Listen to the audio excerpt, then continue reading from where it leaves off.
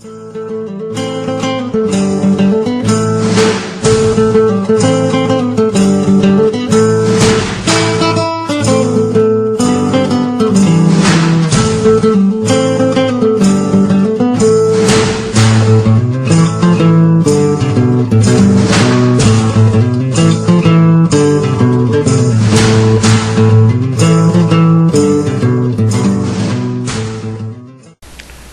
3.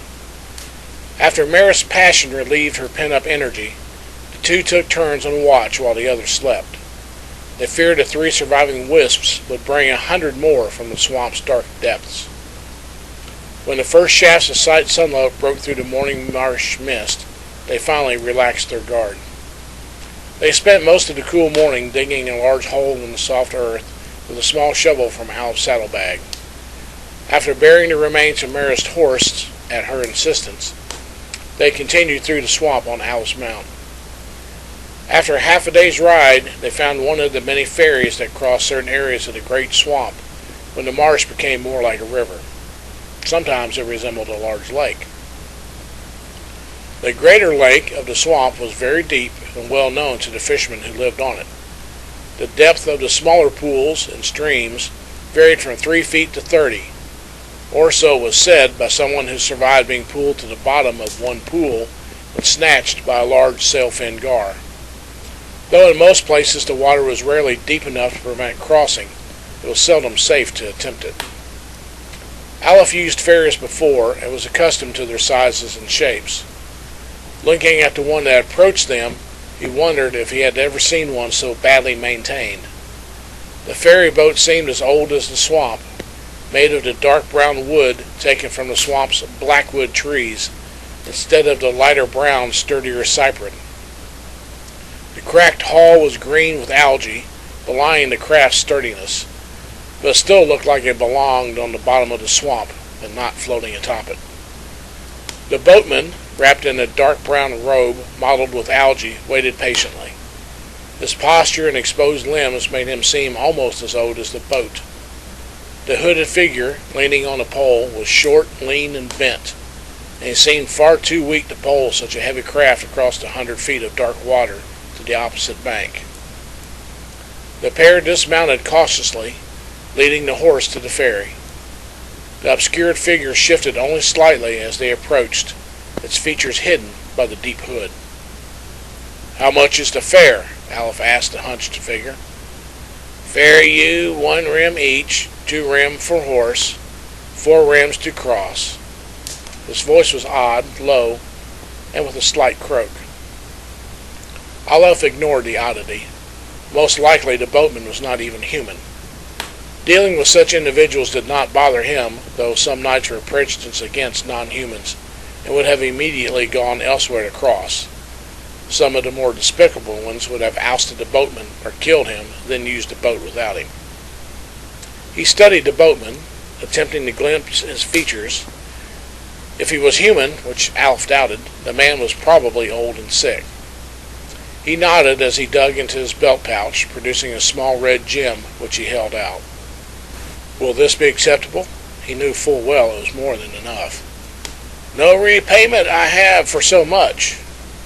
"None needed, if you prefer coin instead." The boatman reached out with a spindly, cloth-covered arm and took the ruby in his thin hand, which was also wrapped in cloth. "Thanks are mine, sire." Maris smiled at Aleph's gesture. The ruby, probably worth several 100 rims, was doubtless more than the ferryman was likely to earn in his entire life. Such a gift might have seemed foolish to most, as it would have been to her before knowing Aleph, but they now possessed more wealth than they could use in their lifetimes. Even so, she knew Aleph would have been just as generous regardless of the treasure. She grasped his hand in the sudden thought that they also had each other, something far more valuable than all the coins and gems she could imagine. Hand in hand, the two adventurers carefully walked onto the ferry, guiding the horse gently because it was their only means of transportation other than walking. Maris stayed near Aleph's side as the boatman slowly poled the ferry toward the opposite bank. She had no fear of the ferryman, nor did she feel ill will toward him. but she did not feel comfortable with anyone who kept himself so well hidden. Still, she knew from her own experience that being in the wilds and looking as defenseless as this person did, it was not wise to let others see everything one had or were. She looked into the black water, unable to tell if the bottom was inches away or several feet. I wish there was something left of that whisper I killed. I would have liked to have studied it and see exactly what it was. Aleph nodded. They must be nothing but pure magic, or something similar. I thought perhaps it was just a creature surrounded by a halo of light. The boatman paused with his pole and turned toward him. My pardon, mistress. Say you kill a wisp? She was startled to be addressed by the ferryman. Turning to face him, she nodded. Yes, last night. 4 attacked us, but I destroyed one and hurt another. Then magic great, have you? I wouldn't say that I'm all powerful, if that's what you mean. She shrugged uneasily, wondering where the conversation was leading. I get by. Be you interested in killing beast, destroyer of people mine? Deciphering a broken speech, Aleph asked, what type of beast is killing your people? Be death beast of swamp deep. From water it comes to eat and kill people mine. Kill many. It hurt none by us. Marist looked at Aleph. A water creature? Maybe a giant water snake or sailfin gar. Perhaps a snake, he replied. If it leaves the water to attack, it's not a gar. He winked at her. As much as you like the water, you should be anxious to help. Not serpent, sire, nor fish it is, the ferryman said. Long neck and flippers, many teeth it has. Marist frowned. That doesn't narrow it down much. Reward not much if it you kill. It paused and slowly came closer. Wealth as this, it said, holding out the ruby in its palm, we have not. Can give meal and shelter and thanks of people mine. Marist did not care for that kind of reward. Before meeting Aleph, she worked only for large sums of money. Still, that was before. His ways were rubbing off on her. She nodded. Aleph saw her nod and said, Take us to your people. With another glance at Marist, he added, Your reward will be fine.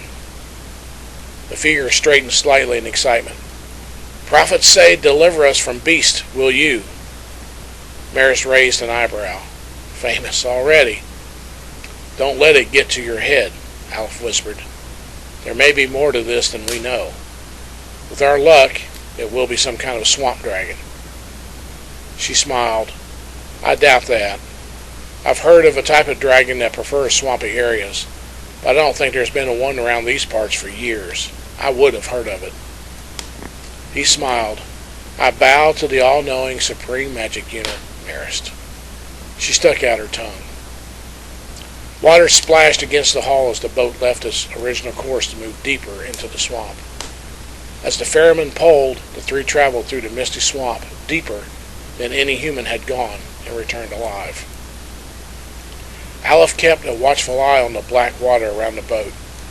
It was impossible to tell if the water was clear and the bottom was dark, or if both were dark brown.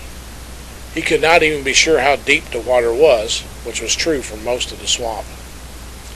Unaccustomed to boat travel, especially over unknown depths of water, he felt slightly unnerved. His horse, trained for farming and general riding, did not enjoy the ride either, though it remained calm.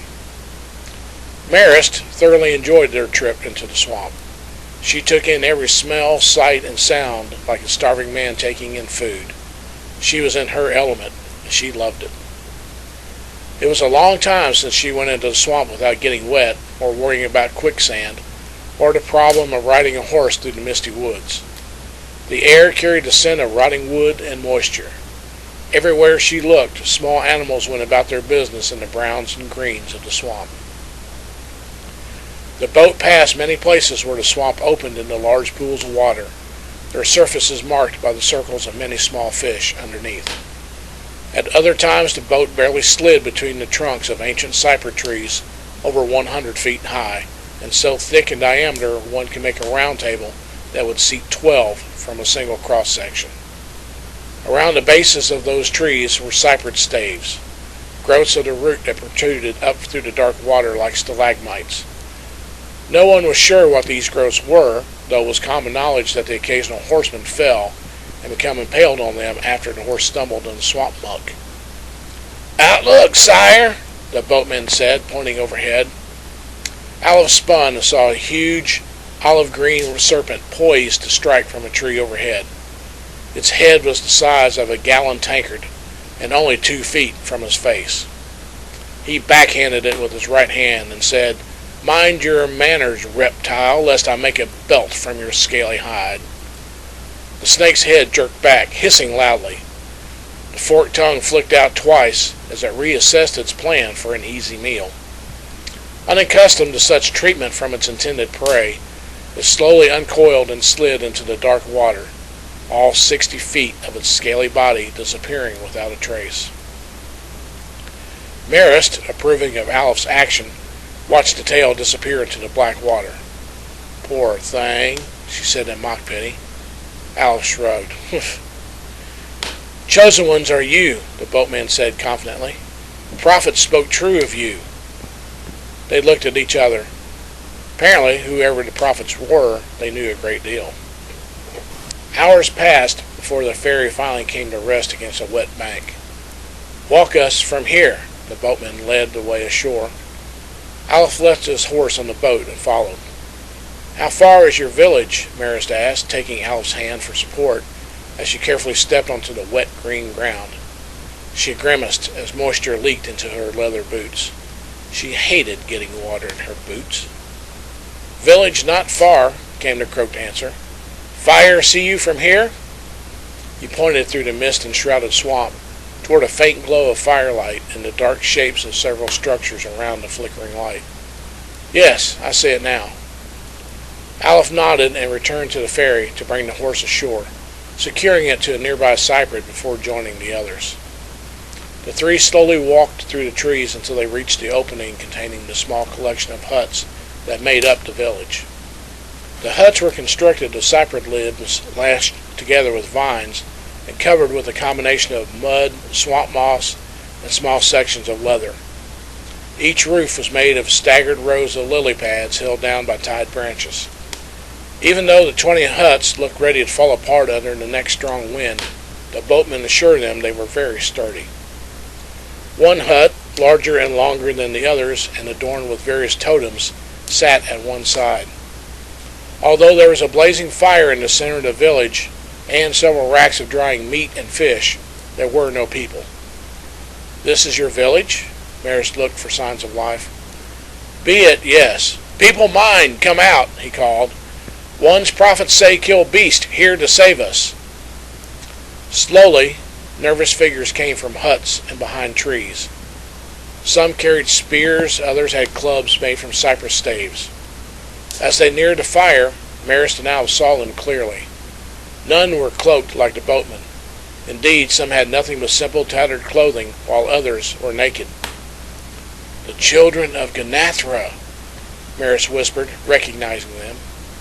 Aleph nodded. He had heard of them too, though he had never seen one, or known anyone who had. He looked at the nearing crowd of bipedal, frog-like people and wondered if some god had used his power to combine the features and bodies of a dwarf and a bullfrog.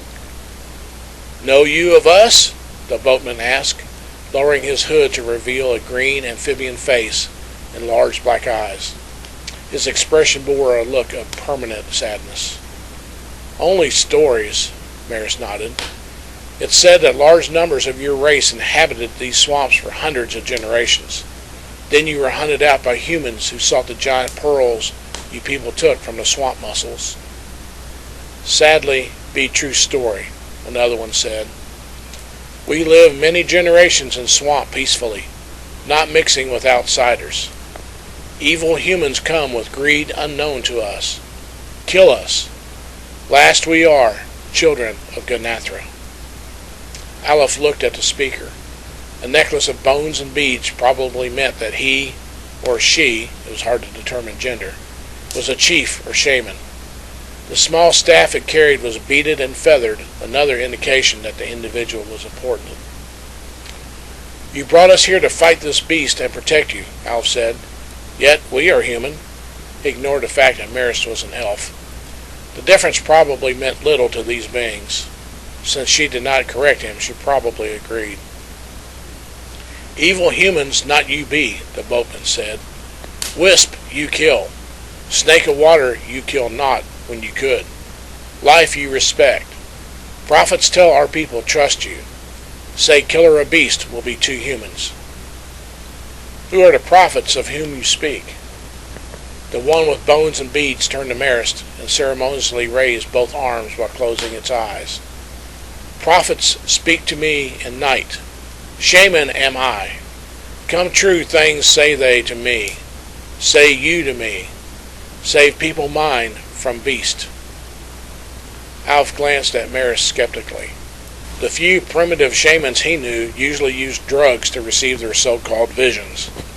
The visions were then usually spoken in vague terms, able to fit almost any circumstance. Still, he spoke without showing his disbelief. Where can we find this beast? The shaman pointed with his staff at an area 60 feet away. Looking there, Alf saw how the land sloped into the water and was surrounded by cypress trees. It looked as if it had been cleared once, with a row of planted cypress trees on the other side to form a protected ramp into the water. Probably an ancient dock for boats, he guessed. The size of the trees and the lack of other timber further told him that, if his guess was right, the structure would have existed long in the past. When does it come to attack your village? Marist asked, reminding herself to speak normally and not fall into the villagers' broken language. The boatman pointed at the darkening sky. When Luna high come it will. Beast all body and teeth, long arms to grab. How have you tried to stop it? Alf still could not identify it from the descriptions. Fire, spear, and net stop none, hurt none. Odd that fire would not hurt a water animal, Marist said quietly to him. If it stays wet, it will be protected from minor fires, Alf replied. If it has hard scales, it would take a very hot fire, or one that stays in contact to do any damage. Certainly none of them could throw a spear hard enough to pierce a thick hide. She nodded and flexed her right hand in anticipation.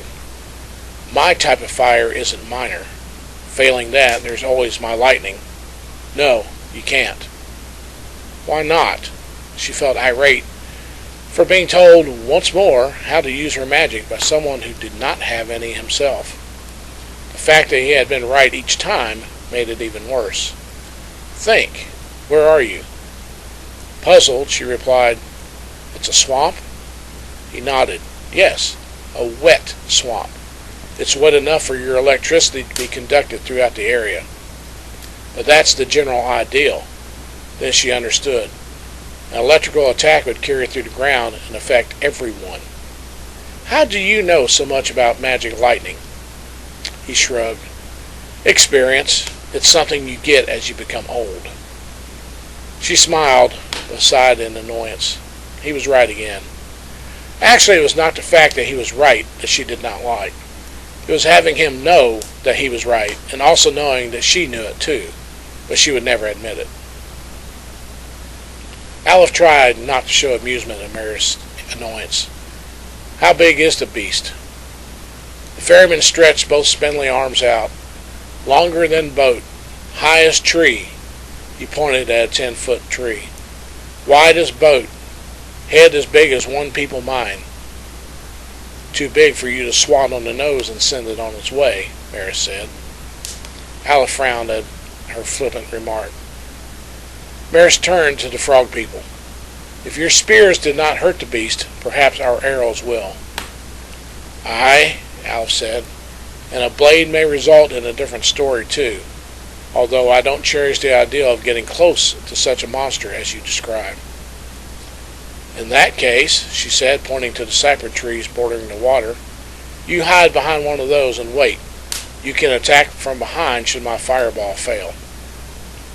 He was momentarily appalled by the idea of attacking someone from behind, but it was a vile creature that killed innocents. It did not deserve an honorable fight. Time much until beast come, the boatman said. Eat you with us?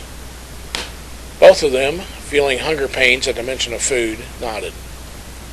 Maris took Alf's hand as they were led to the larger hut. As they bent to enter the low opening, the pungent smell of unknown meat hit them in the face. The odor made Alf pause, so Maris dragged him in, where they were motioned to sit on swamp moss mats spread out before a moderate fire. Suspended above the licking flames on a wooden spit were several skinned carcasses the size of small lambs or goats, sizzling gently in the heat. Two of the cooks cut off some of the roast meat, slid it carefully on a wooden plate, and handed it to their honored guests. Maris stabbed a piece of the dark brown meat with her knife and sniffed cautiously. Her nose wrinkled. The pungent aroma was one she immediately recognized with mild disgust. She looked around and saw everyone watching her and Alf. He looked at her curiously and saw the expression that passed over her face.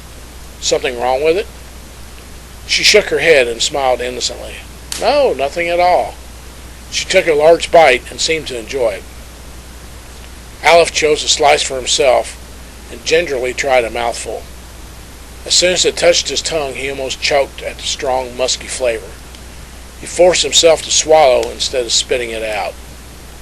Once before, he ate slightly spoiled meat at a run-down tavern, and that was far more preferable to what he had just had.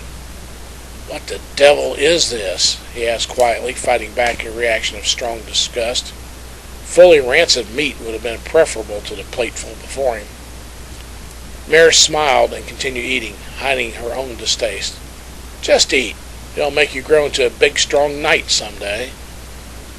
Let me guess, he smiled back. They'll put hair on my chest, too. She nodded. Then don't you eat much of it. He choked down another piece of the foul-tasting meat before chuckling at the savage, narrow look she gave him. A server paused in front of them just in time to stop a venomous retort from Maris. Meat not well to you? She asked. Alf looked up and managed a thin smile. No, it's fine, just a bit gamey for my taste. She gave him a broad, toothless smile that stretched from one side of her head to the other. Glad am I. Outsiders not many like Hosta. Hosta? Fristel laughed, making everyone look at him. He calmed himself and said, Hosta is another name for cooked swamp rat. You mean they were eating rat? Jania asked in disgust, looking quickly at Darmir. He nodded, a slight smile showing under his beard. Swamp rats can get as large as goats, Fristel added. While they aren't considered tasty by human standards, you can eat one if you're hungry enough. You read too much, Garth said in disgust. Please continue the story, Darmir. In the east, the blue-white glow of the full luna slowly rose. As the children of Ganathra hid in their huts or behind trees, Maris positioned herself in front of the path that led to the water where the beast allegedly came from. Alf stood behind a large cypress tree growing a few feet from the water's edge. He made sure his position provided cover not only from the beast's sight, but from any attack Maris made. He did not know what worried him most, the swamp monster, a stray hit from Maris' magic, her reprisal from his jokes, or another plate of Hosta. The dark swamp was illuminated by the luna's bright blue light, and the air filled with night sounds. Frogs and various birds sang their chorus to occasional splashes of water from fish jumping after fleeing food. Nothing seemed unusual. As time passed, though, Alf realized the swamp was becoming silent. Maris looked around, noticing the deathly stillness. Not even the buzz of an insect broke the night air. She turned her head sharply toward the water and heard a soft gurgling, like bubbles slowly rising to the surface. Alf heard it too. It was not coming from the cleared path. It was right behind him. He circled the tree quickly and silently just before something broke the surface of the water. A large, scaled head slowly rose from the water, moonlight playing off wet scales and rows of protruding white teeth. He managed a mere glimpse from behind the tree. Swamp dragon indeed, he thought. We should be so lucky. He watched it raise its tooth-laden mouth completely from the water and began sniffing the air for prey. As the reptilian head hovered only a few feet from the marshy ground and inhaled deeply, Aleph pressed himself against the tree trunk. The monster's intense interest in the spot where Aleph had just been made him realize it was not looking for just any prey. It wanted him. A swish of water made him look again. Rippling light on the surface of the swamp told him that the beast had submerged again. It was heading for the clearing at his back. He moved around the tree again. Water surged up the bank as the beast slowly moved its body on the land. Although Aleph could not see it from his hiding place, Maris had a clear view and immediately recognized it. A Yig-Saro, she whispered, watching it move its bulk farther up the bank. The ferryman described it as all teeth and reaching arms, she thought. That's as good of a description as any. She chided herself for not figuring out what it was sooner. The dragon-shaped head swung from side to side, sniffing the air for a new scent. Its jaws, longer and narrower than the dragon's, were filled with long, thin, sharp teeth, designed to catch and hold fish, or unlucky swamp rats. 6 strong flippers along its body dug into the soft mud, moving it forward until a flattened, muscular tail followed. Above the flippers, on what could be called his chest, were 2 long arms that ended in slender talons.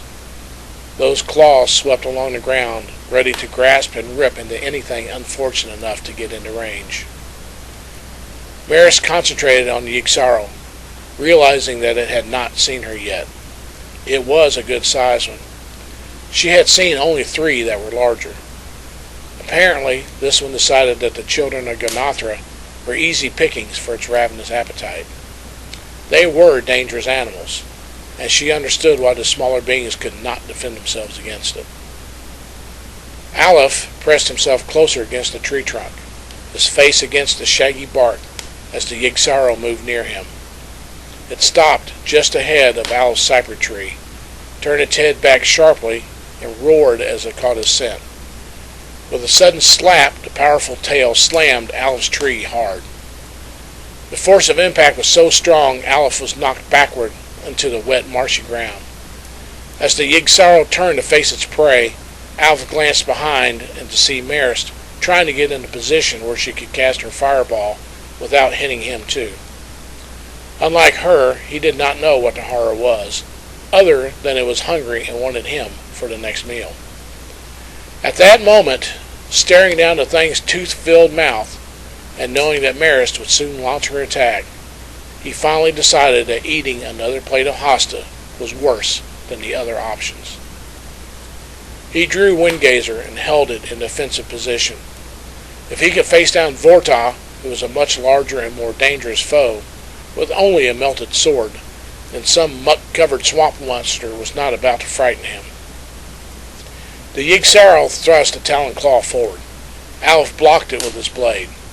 The creature was not hurt, but the force of the attack knocked Aleph and his sword through the air. Windgazer landed upright several feet away from the partially liquid bog, where Aleph now lay without moving. "Aleph!" Maris shouted, making the monster turn from the fallen man to face her. She looked at it and snarled, "Come and get me, you slimy swamp lizard." The Yig-Saro opened its mouth and roared its challenge. With saliva dripping from its teeth in anticipation of its next meal, the creature's flippers dug into the moist earth, driving it toward more live food. Maris formed a fist with her right hand and began her incantation. Red flames of magic blazed around her clenched fist. Once the halo of red light began spitting yellow sparks, she raised her fist and thrust a fireball at the oncoming monster. Magical fire blazed like a giant flaming boulder as it flew through the air, leaving a streaming red ghostly flame behind. It struck the Yig-Saro squarely in the chest below its head. Burning meat and flame filled the air. The Yig-Saro uttered one short roar of pain as it was thrown backward from the force of the impact. It landed on its back. The flat tail curled up and struck the ground twice as it died. Then it went still. Tendrils of smoke rose from the charred hole in the Yig-Saro's chest. Marist rushed to the bog where Aleph lay, ignoring the cries of celebration behind her. She jumped into the waist-deep muck without hesitation and went to his still form. Tears rolled down her cheeks as she gently cradled his motionless body in her arms, brushing mud from his face. When his eyelids fluttered and opened, he gave her a faint smile.